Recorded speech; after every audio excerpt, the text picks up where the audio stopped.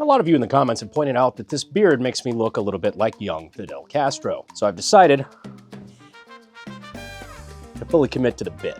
And when I returned home from visiting my son Justin Trudeau, I decided to take over a small Caribbean island. I figured what better to defend my new island than a shipment of new AKs. The price I got them for? Basically a steal. Yeah, they actually just came in. It's weird.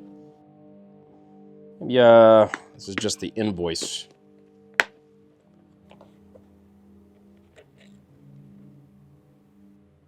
Fucking Temu. What's going on, guys? No, this is not in fact what happens when you try to order Chinese AKs off of wish.com. Believe it or not, this is actually a firing miniature AK.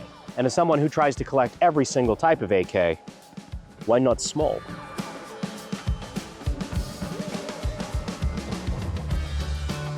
In reality, I just thought it made the most sense. I mean, I'm the guy who's got the biggest firing AK in the world. Why not balance the scale out with the smallest? I've actually been playing around with these for a little while, and they have a shocking amount of power to them for their small size. I'm looking at you, Short Kings. That one's for you. Yes, these are 2mm Pinfire guns. And before we delve too deep, let's shoot the damn thing.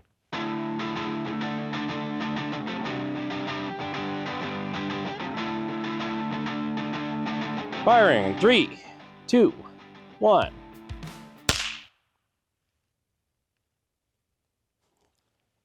I've never held it from the front before.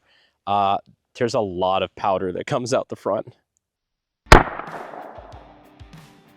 These little suckers are actually really neat. Like I said, they're 2mm Pinfire and made by a company, fittingly enough, called Pinfire Guns. And if you're not familiar with the concept of Pinfire, let me just go into a tangent immediately. So this is our 2mm Pinfire cartridge.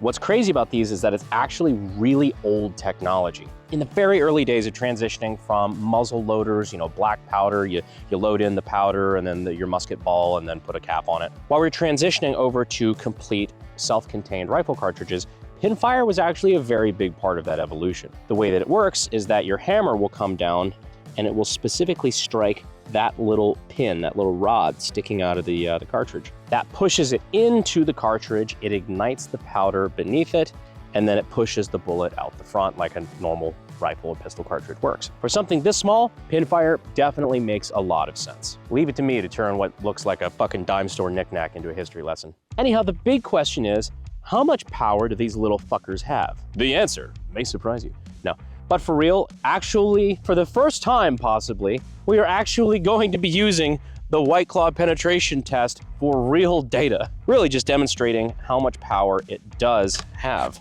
Because you've seen on the channel a million times over, bullets really don't have a big problem punching through a White Claw can. But I mean that? Come on, I'm dead serious. The little cap guns we used to use to shoot blanks at each other as kids, like 5, 6, the little corner store little toys, probably had twice as much powder as this. Can it really kill? Let's find out. So before we fire this at the White Claw, first off, no cheating. I'll know. Let me know what your predictions are down in the comments.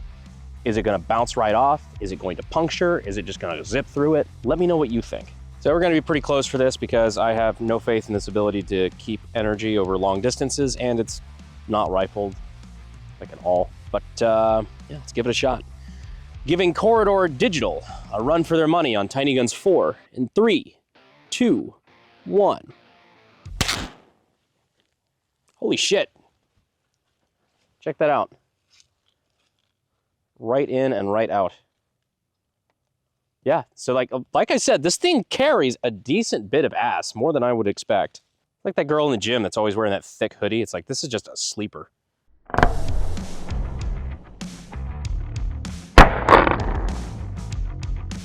All right, so a punch through both sides just for shits and giggles. Now we've got 2 White Claws. I have zero confidence it's gonna go all the way through both, but I'm hoping that maybe we can catch the round. Firing, 3, 2, 1.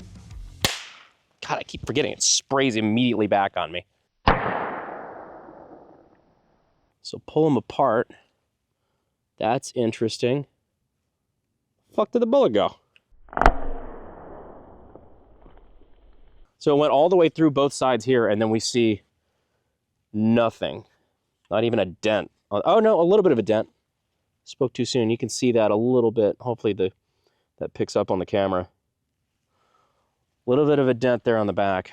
I wonder if that was enough to push it back into the can. Why am I squirting this out of the sides? There you go. I dropped out of college before we learned how to shotgun, right? I was hoping we might have caught it, but no luck. Magic bullet. It is crazy to me, though, that something so small will punch through both sides of the unopened can and still make a dent on the other side. Like, honestly, this is kind of what I expected. This little dent is what I expected when we first fired it, when I first started playing around with these things. Color me impressed that there's like any real functionality, because that's more than I would have expected anyway. Now, if you're wondering why I'm only shooting this one and not this one, even though in my opinion, I think this one cosmetically looks a little nicer. It's because like a year or two ago, Kevin Brittingham, of all people, was over at my house and we were playing around with these and joking around, and somehow he broke it and neither one of us could figure out how to fix it. You know, you think him being a weapons designer and everything like that, he could have been able to figure that one out, but I guess somebody didn't go to SDI.edu down in the links in the description. Sorry, Kevin, love you. So real quick rundown on how to load it. There's this little swivel here that you push to the rear, and that allows our magazine to drop free. Excuse me while I just stick my fucking gun in my pocket. So now we take our 2mm Pinfire round and we orient it like so to then go into the hole in the back of the magazine. But sliding in there with that pin up like that allows it to stay in place so that when the hammer comes down and strikes it, it strikes right on top of the pin. Now this is basically just like, think of it as a revolver cylinder, I guess, because there's a little bit of barrel out front before it gets to the barrel in the rest of the gun. Now that cylinder gap there is why I kept burning my fucking finger when I wasn't paying attention. Fun fact, the same thing will happen on regular revolvers, so that's why you keep your fucking fingers away from the cylinder.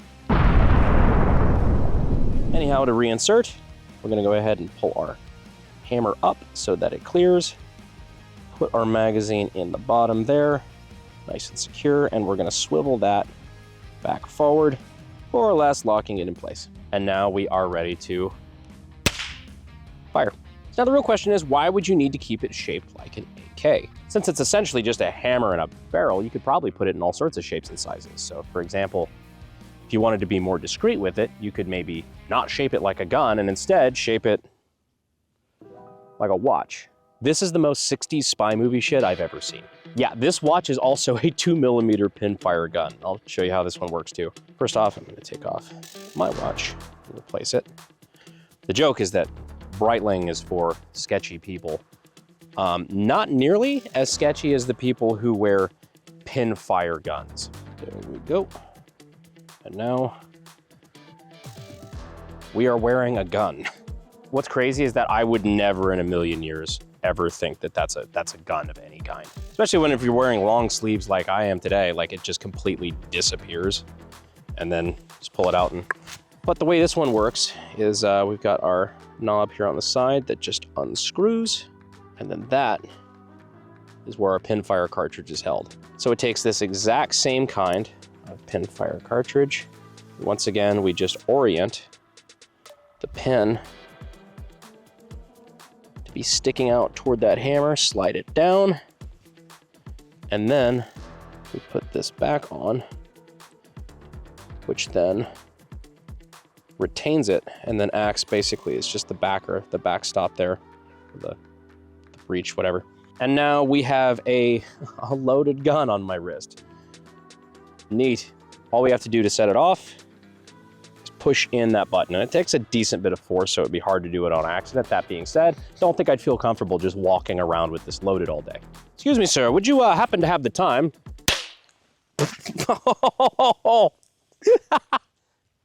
At least that one wasn't directly in my face. Yep, straight on through. And now while this guy is recently shot in the neck now and is gurgling on his own chunky neck blood, I'm still convinced paramedics can save him and this is not a successful hit yet. So that's when I pull out my second watch. No, I'm kidding. I'm also not 100% sure why my cover was me walking up very evidently holding a watch, asking him if he had the time. But he didn't have long to think about it, so it's all right. And then to eject the cartridge, all we have to do is unscrew this. And then we've got our little ramrod. It's like the skull's that's a little metal. It's a little overt, guys. Push that through the barrel, and then that pushes out our fired casing, and we're ready to reload it and then fire again. I don't know, guys, the older I get and the longer I've been doing this, the more the stuff that interests me is, what would you say, just weird, unusual. The stuff that really strikes my fancy nowadays is just weird shit that a lot of people just haven't heard of. I know I didn't know about these before a couple years ago, and I've just been playing around with them. I've been meaning to do this video for a while. We finally got around to it, and I hope you guys enjoy it because I think it's super neat. So what do you think of 2mm Pinfire guns? Trinket, gimmick, or something that actually might have some legitimate purposes?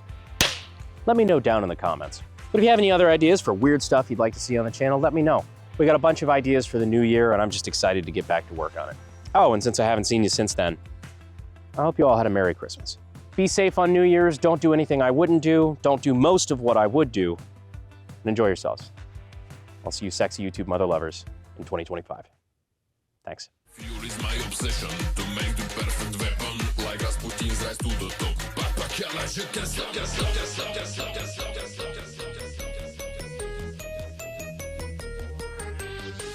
Now, as discreetly as possible. Excuse me, sir, would you happen to have... Fuck. No, sir, I do not. I do not have any fuck by chance. Ah, I'm all out of fuck.